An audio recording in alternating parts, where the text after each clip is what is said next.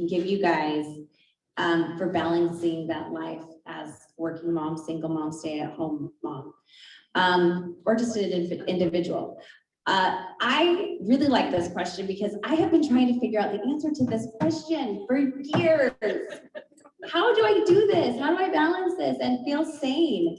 And so I've done a lot of research on it. I have asked lots of questions. I've read blog posts. I've listened to podcasts while I'm waiting in the car pickup for my school. I do it. I try to figure it out. So here is what has helped me. I'm going to break this down into two parts.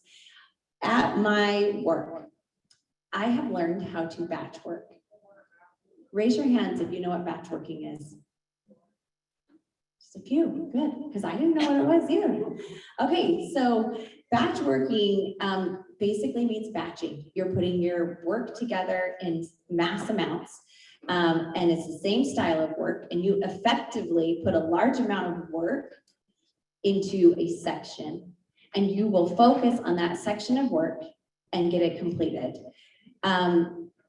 If you, in your jobs, if you do a task twice, if you repeat this task, you are going to batch work the task. And what that means is anything that you do multiple times, it could be weekly, could be monthly, could be semi-annually. Here is some of what I do. Reply to emails that come in through my website, create Facebook and Instagram posts, create content for our blog, create content for our emails that go out in weekly email blasts. I do food inventory, apparel inventory, website updates, checking for language that needs to be fixed on our website, checking for maintenance, making sure links work, right? Like miscellaneous, it's all of that stuff that go into one. And you can just start to think about your daily tasks, right? And you know exactly what you're gonna do over and over again. And they take up a ton of time and you get distracted and you move on to the next, and then you're jumping between a text to an email, back to a text. And before you know it, you have felt like you've done nothing for the last 4 or 5 hours. So what batch working is trying to figure out how to make it to where you can actually complete the most amount of work in the least amount of time. And you assess your tasks, and once you have them listed, then you'll note next to them, is this a weekly task? Is this a monthly task? Is it a daily task? Put down how much time you think you would need to actually complete the task. And then you organize it into your schedule. Again, I think the key term with everything that we're going to talk about is know yourself, right? My Mondays are crazy. My Wednesdays stink because my kids get out of school early. And my Fridays just feel like they're not even there. So I'm not going to schedule batch working on those days. I'm going to pick a Tuesday and I'm going to pick a Thursday. Now, how much time can I actually devote to batch working? Well, I get paranoid about my children dying. I don't know if anyone else has that paranoia, but I can't leave my phone off very long because I think for sure one of them needs me. So I can handle an hour and a half. I put my phone on airplane mode. I literally physically flip it upside down or stick it in my purse where I cannot see it. I put a sticky note on my door that says, I'm in a meeting, call me at noon specifically. And then the other thing I've learned off of all my podcasts is that as women, we have the most creative side of our brain that works the best from 9 to 11:30 in the morning. We're in the best mood. We get happier as we wake up. Our bodies physically get warmer, which make us nicer. We're not tired. So my batch working happens on a Tuesday or Thursday, generally between 9 to 9:30 and 11 to 11:30. And I will tell my husband not to text me. I will tell everyone I know that might need an emergency not to bother me. Because for that hour and a half, I have devoted a chunk of something that is going to get done. It's probably going to start with my priorities, right? My weekly emails, my blog posts, and my content. That's my creative side. So I will take that time and I will, for an hour and a half solid, not use my phone. I can't pick it up to even look at my website, right? I just gotta open another tab. By the time I'm done, I have like 65 tabs open on my computer, but I have got all of my lists out and I'm crossing off things because I like to physically cross those off and know that I am satisfied. So for those of you who find yourself not being able to feel accomplished at the end of the day, I leave the day on my batch working days the happiest because I know what I got done. And so having work-life balance means what can you do so that you're getting more done at work? So when you come home, you don't feel like, oh crap, I need to return that email and I didn't really get that done, but I probably should have. So I'm going to jump on really quick, because then you don't have the balance. So get done what the most you possibly can get done while you're at work. So again, I like research. I like to figure out why I should do something. So here's some points for you guys. It says in here that based off of batch working research, you can get done in 4 solid hours of batch work what you could get done in spending it over a 12-hour period. You can also become happier as the day goes on, but trying to prioritize your sleep so that you can actually get that 4 hours in the morning so you can be happy and productive is really important. So again, know yourself. You guys are going to stay up until 1 or 2 a.m. watching Netflix. Do not expect yourself to be able to wake up that next morning and batch work. You're not going to, you're going to be tired and you're going to be distracted. I also make sure I go pee before my batch working time. I make sure I am not hungry and I have had my snacks and I am ready to go. So that for that 1.5 hours, you guys are so productive and you can get everything done that you absolutely need to get done. Scientists have actually also said that we are most effective during that time frame with our speed and our accuracy. And we can complete the tasks better in that short amount of time than we could later in the day. So take that into consideration. And then the next chunk, and I'll try to make this, when you are home, how do we get that balance? And in all of the searches I did this last week, the same thing kept coming up. And it is devices. It is social media. It is being on that phone. It is scrolling. It is nonsense. And so you are not going to feel satisfied with your home life if we are not balanced at home. So it truly means being with your family at home. An average American spends 4 hours and 30 minutes a day on their phone, up from 2019, which was just 3 hours. And they talked about the pandemic, you know, how 2020 has affected our being on our devices. We had to be on our devices, right? The kids had to go to school virtually. We had to do Zoom meetings virtually. And so we're just immediately we're on our devices. So now I think it is time that we pull back. I think as families, as moms, and as friends, we pull back from those devices and we try to reconnect and be with each other and have that balance. There is a study that showed that because of that 2020 pandemic and the screen time, we actually boosted ourselves forward 2 to 3 years on app downloads, on device usages than where we would have been if we would have just stayed with the steady climb. There was $112 billion spent on app downloads in 2020. I like to get the free apps, so I don't know who is spending this money, because I would, at $1.99, I try to Google where is the free app. So I can only imagine how many people have really truly downloaded this. So recognizing what is important to you guys when you're at home, right? Is it spending time with the kids? Yes. Well, at 7 o'clock, when Hank, my 8-year-old, says, "Can we play a board game?" I need to say yes. And do I want to play Sorry? No. It's a game that never ends. But have I ever once regretted saying yes to him, right? And spending that time? No. Have I ever looked at the end of my night and thought, gosh, I really wish I wouldn't have told my husband that, you know, I'd sit and watch that Netflix show about war. I don't know, no. So again, I think in your home life, find out where is that balance that you guys are missing. I struggle with this so much. You guys, I'm like talking to myself here, but I'm gonna just wrap it up because I have other notes in here I could say, but I just really think the important thing is, again, finding out, you guys, what is important to yourself. You know, and then balancing yourself, recognizing your faults, recognizing your weaknesses, and then get back balanced. And hopefully with these tips and tricks, you guys are going to be able to do that. But this is a struggle for me, turning that brain off and getting into mom mode. But say yes. Say yes to your kids, say yes to your spouse or your loved ones or your friends, and be present with them. And I think your balance will actually naturally come back into that. Are we doing the same question? Yeah, super. Do you not So, remember the question? no, I think it was on the what are the tangible, actionable tips, right? So I will just kind of round it up, and I'm going to be doing a lot of this. But what works for us, for myself and Eric, I have a 6-year-old boy, Sven, 4-year-old girl, Freya. We have, whether you decide on 8 pillars or social, emotional, financial, etc. Kind of, we each have our grid of adventure, career, relationships, etc. So Sven has his, Freya has hers, etc. And what is an adventure for Freya is not going to be the same as Sven or me or Eric. There comes a practice of just kind of, we're in service to you. Okay, what do you want to do? Then I'm also thinking, okay, the laundry has to get done. Okay, I'm a donkey, get on me, let's carry the laundry to the bedroom, and you're kind of playing, and it's like, okay, we're getting things done.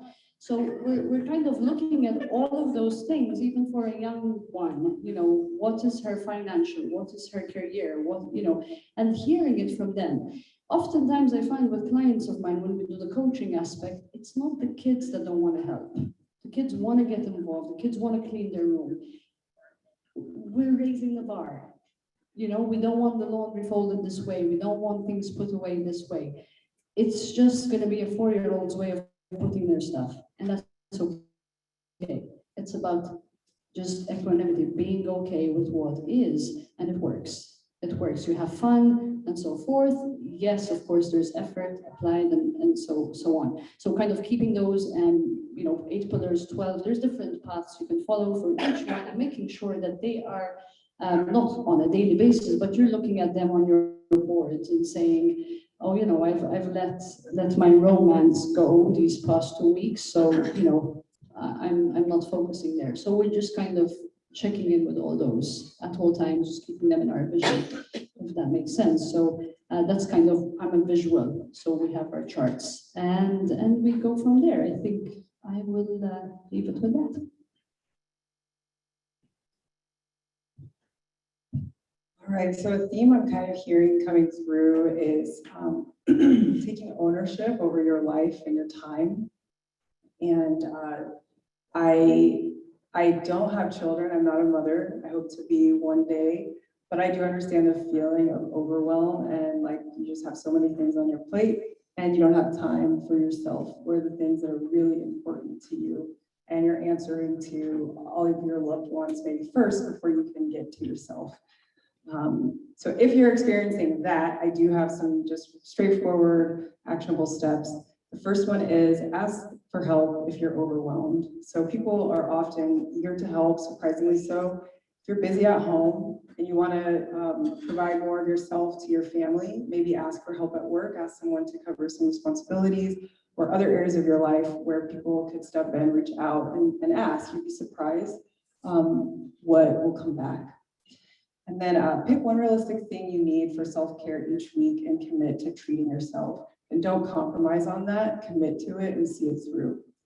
The third one is balance your negative bias with positive self-talk. So if you have a tendency to go negative and start self-criticizing or criticizing people around you, try to balance that out with an opposing thought that is positive and true. So you're not just making stuff up, it's just what's reality in front of you. It's not all negative. And then the last thing I have is asking yourself, how do I envision a balance between life and work in your life? Because you might already have a good idea of what that looks like for you. So take a moment in your own time, of course, to think about what that looks like.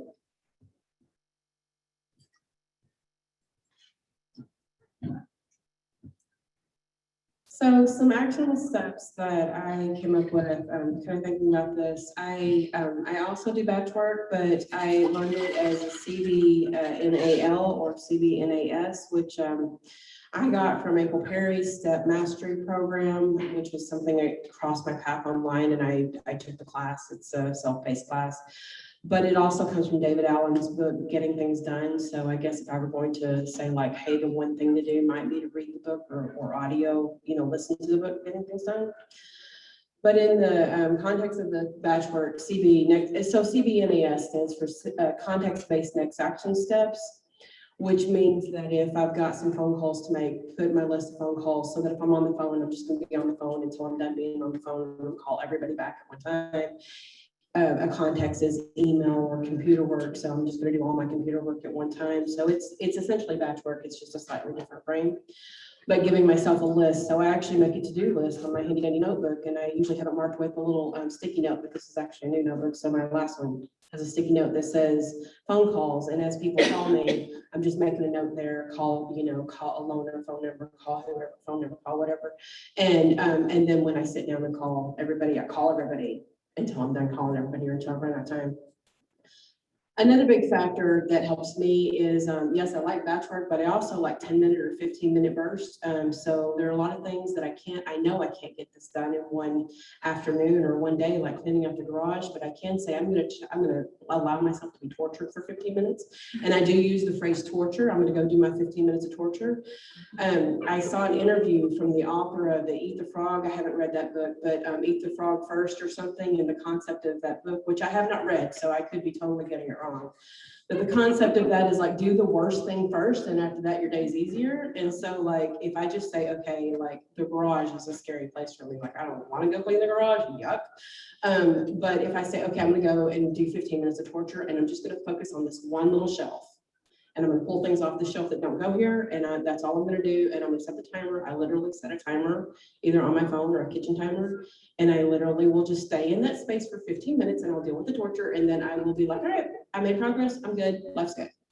Right? And honestly, I have cleaned entire, what felt like a hoarder space in 15-minute increments. I cleaned out closets. I don't pull the whole closet out like some organizational gurus will tell you to do. I just work on this one shelf for 15 minutes until 15 minutes is over, and then I move on.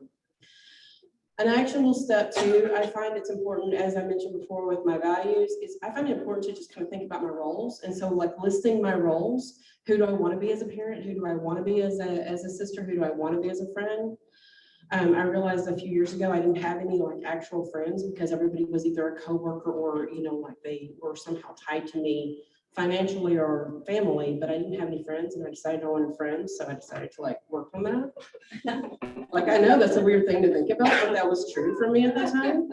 And so I reached out to a couple of people and I said, hey, let's have coffee. And they said, I can't this Thursday. I said, how about next Thursday?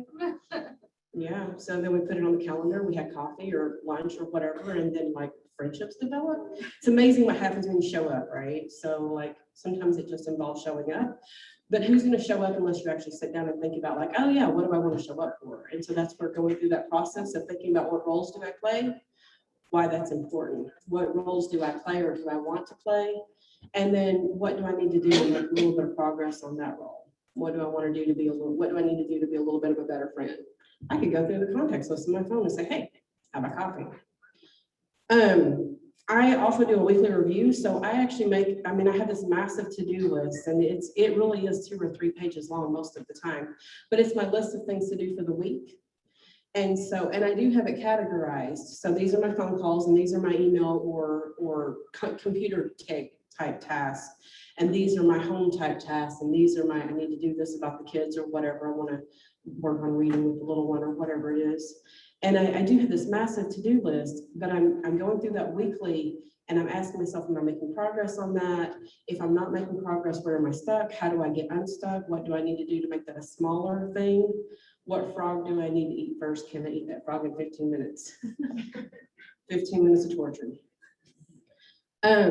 I think daily about the most important thing.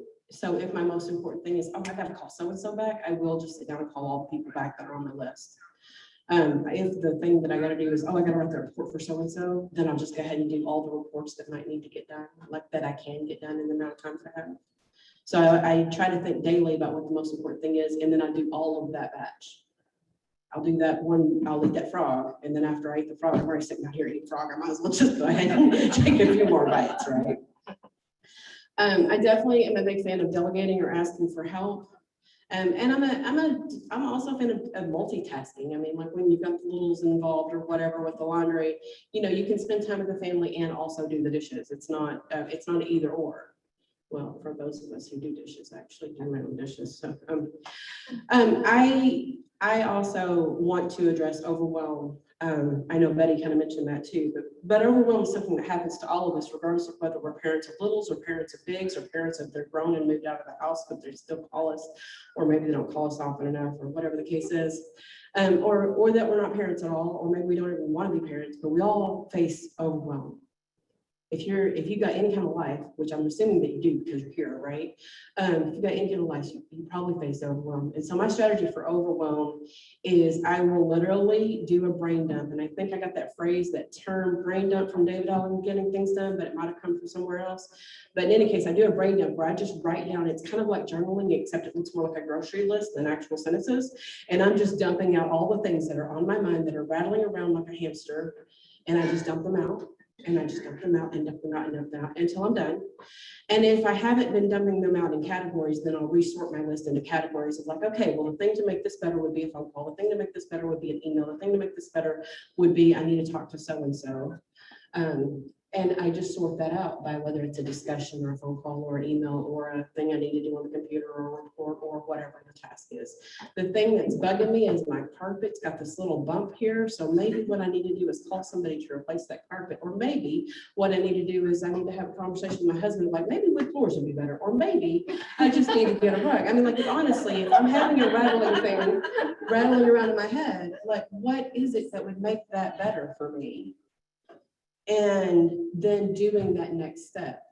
So putting that next step on that list, on that context-based next action list, it's kind of like a to-do list, except it's fancier and it's divided in categories, right? But I really want to give you guys a story, and I hope I have time for this, and I'm sorry, I'm gonna try to go through it real quick, but the most important thing is the most important thing.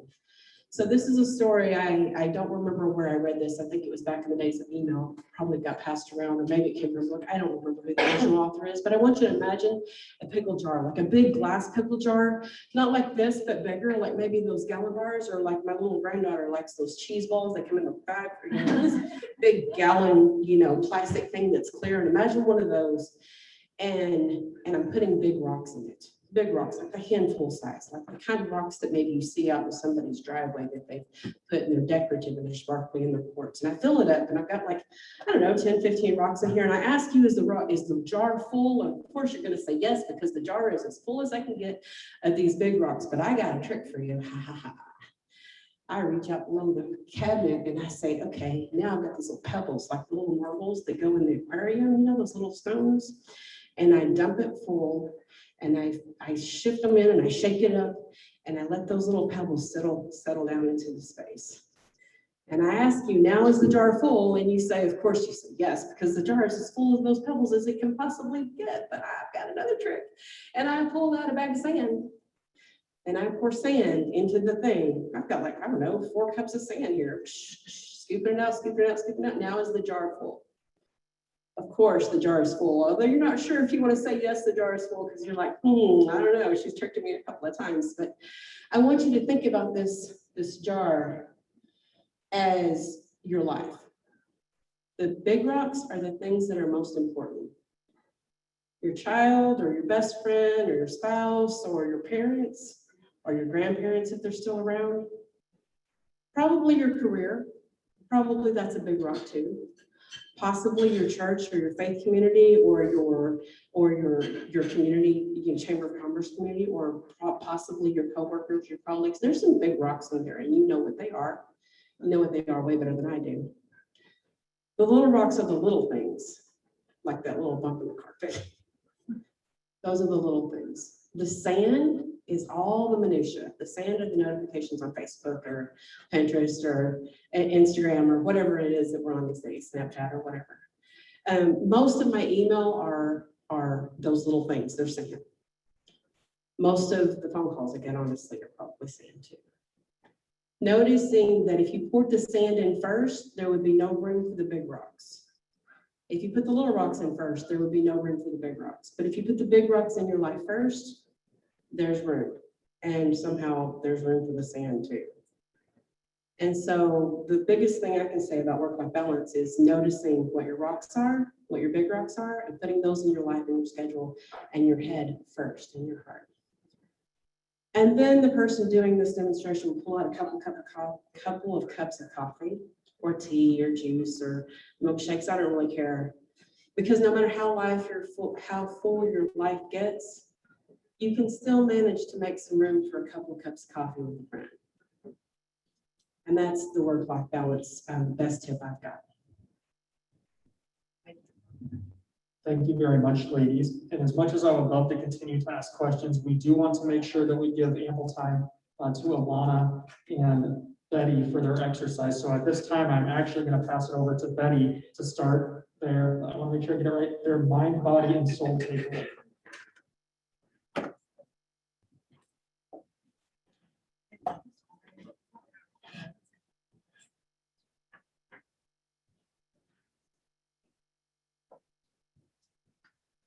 Okay, all right, everyone. Hello again, and thank you so much for that story. That was great. We have, a few minutes to go through this exercise. So I'll just give you a quick intro of what we'll do. We'll start with a presence practice. We'll do a little bit of movement and breathing to draw on that presence. And then we will begin a visioning practice. So if you'd like, you can close your eyes if you feel more comfortable. You can keep your eyes open and let the eyelids fall to about a 45-degree angle, softening them so that you can have your vision at a fixed point in front of you.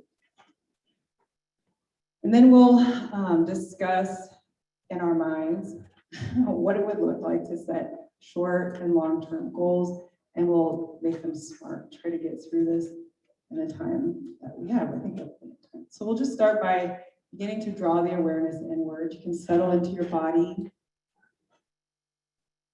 And as I said before, if you'd like, you can close your eyes if that's comfortable.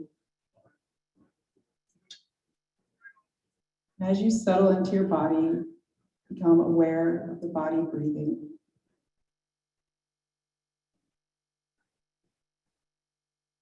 Feel and sense the gentle rising and falling of the breath as you breathe in and breathe out.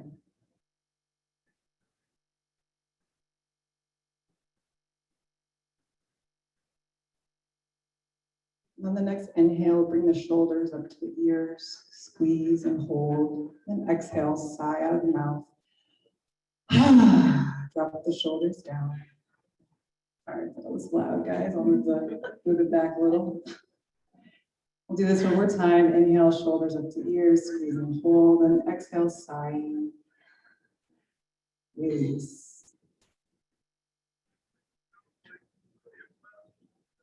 Now we'll bring our awareness to the heart space, touching down for a moment, connecting with the heart.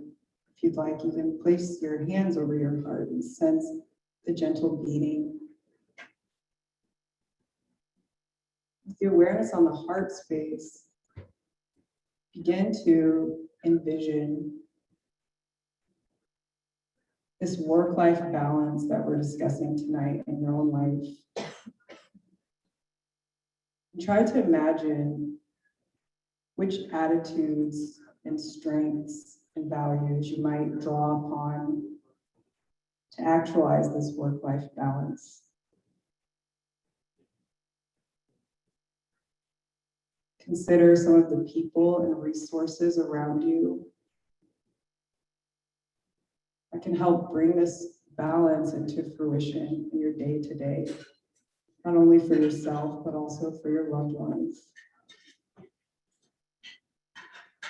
Maybe even the people that you don't know so well, but you're engaging with at the grocery store, at the gas station, or while you're driving on your commute to and from work. What is needed to draw upon this and create this work-life balance?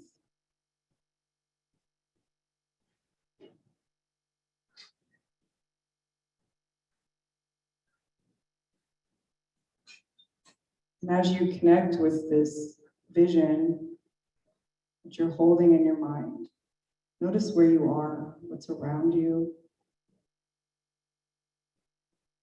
and connect with how you feel.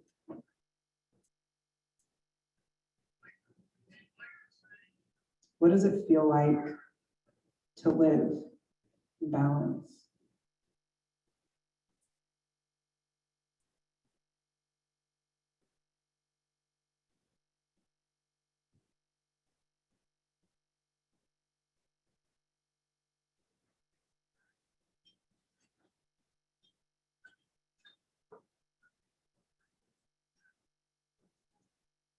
When you feel ready, take a moment to write down and reflect on 2 goals. One would be a short-term goal. Short-term goals defined typically 1 to 3 months. Then a long-term goal for yourself. So something that you're setting out 3 to 6 months from now. This can be directly related to the work-life balance theme, or maybe this is something that would contribute to you getting closer to considering what work-life balance feels like. So maybe it just feels totally inaccessible. What do you need to make this vision accessible to you?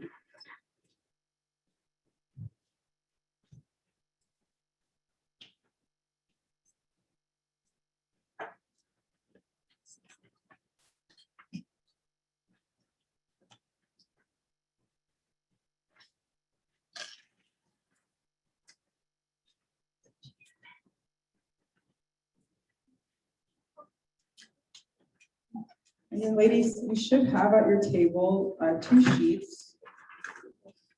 One that explains SMART goals in more detail, because today we didn't quite have time to go through all of this, but we wanted to send you all home with some stuff that you could continue to use after tonight.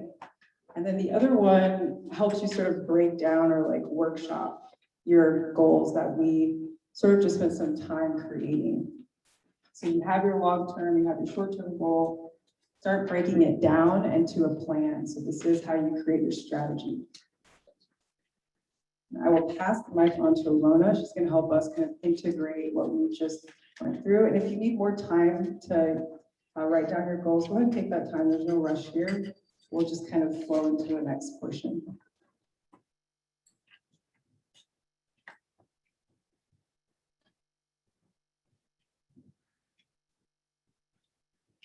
As you're jotting this goal down on the paper, on the sheet, we want to invite you to check in with your body again. And of course, you might say, well, Drew is in the corner and I had to turn my chair around. But I'm going to have you just for a second, if you're going to the side and writing your goal, go ahead and lift yourself up, get centered with your chair, and now really face that paper. Just arrive at your goal. I desire more time with my spouse while also giving back to the community and watching people thrive and rise, and all of those desires for family, for personal life. Work your year. If you said 1 or 2, you can start with that, and then later on, grab your vision board.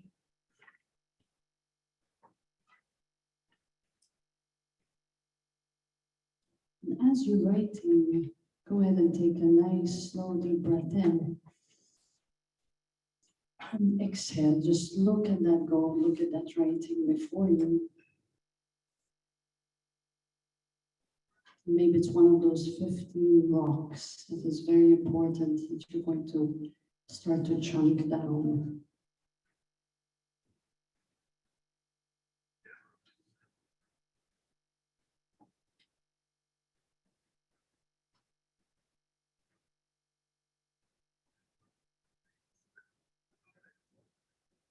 Now, as you've written it down,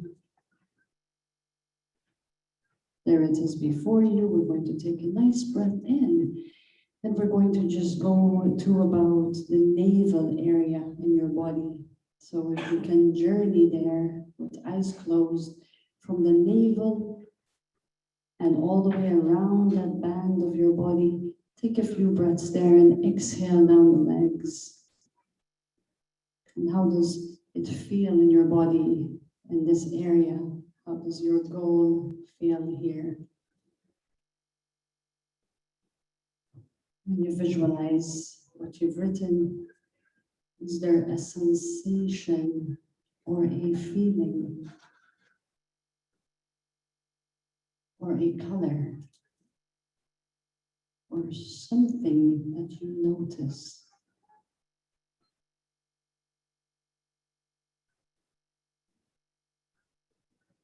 check in with the diaphragm as well. See how that feels in relation to this one long-term and one short-term goal. And then take a deep breath in. Hold the breath, breathe a little bit further. You know, you can breathe in much more. Hold the breath, keep going. Science says to hold it for another 3 minutes. Hold it, keep holding. I'll give you the gong at 3 minutes. Can you keep holding? Or are you going to be wise and you're going to let it go? Because you're going to cause harm and suffering. Let it go.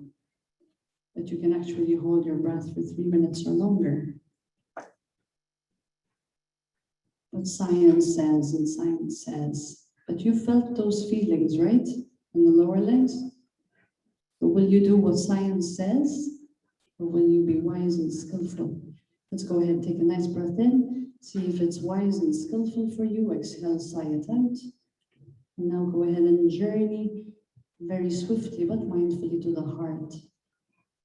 To your heart, your chest, your lungs, your shoulder blades, behind the shoulder blades, your armpits. Bring your awareness here and visualize those goals behind your eyes. And as you notice them, how does the heart area and the lungs and the blades feel? Your arms. Do you notice a sensation, a color, a scent? Whatever it is, the body speaks. Notice it.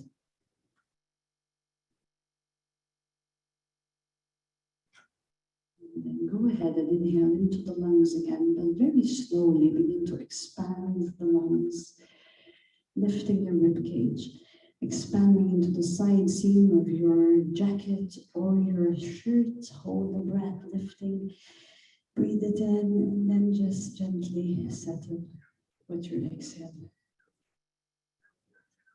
And still keeping that long and short-term goal in the forefront of your awareness. Inhale into your throat and neck, your brain, your face. And see if you notice the body responding in this space. Your intuition.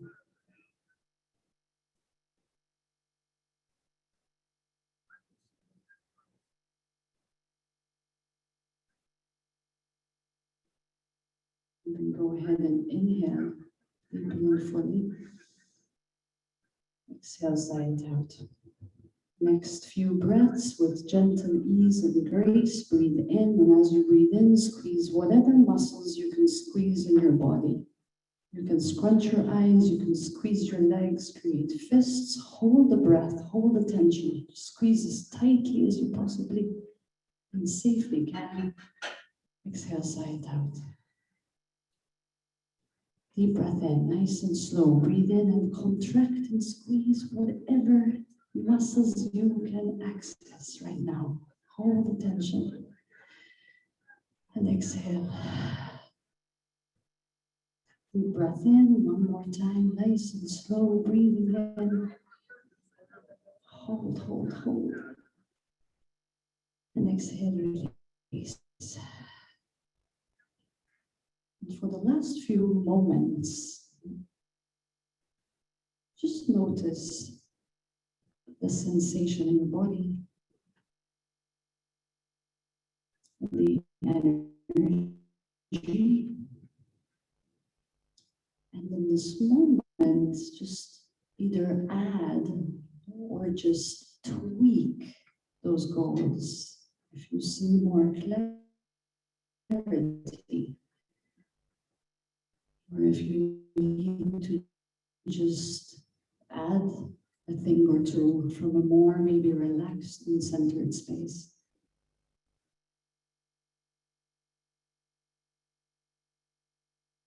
From a body that is not so tight anymore or tense. seeing things a little bit more clearly. Go ahead and take a nice breath in. Hold the breath. Let that life force energy just seep into every cell of your being and release it. We're gonna let that breath seep into every desire from heart and soul, not from self-limiting beliefs.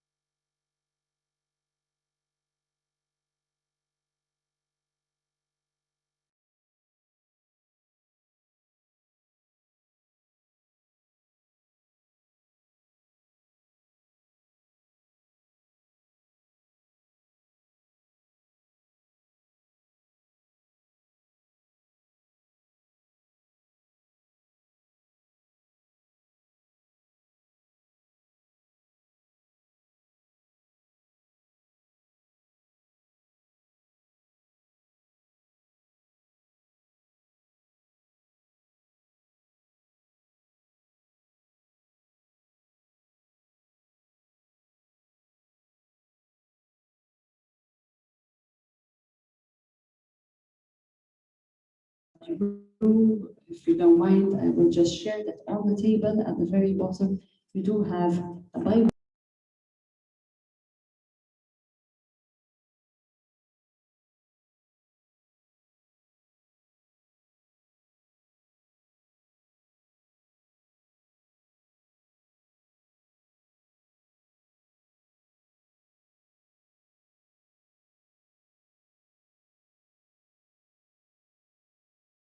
To find work-life balance or any other goal that your heart and soul desires.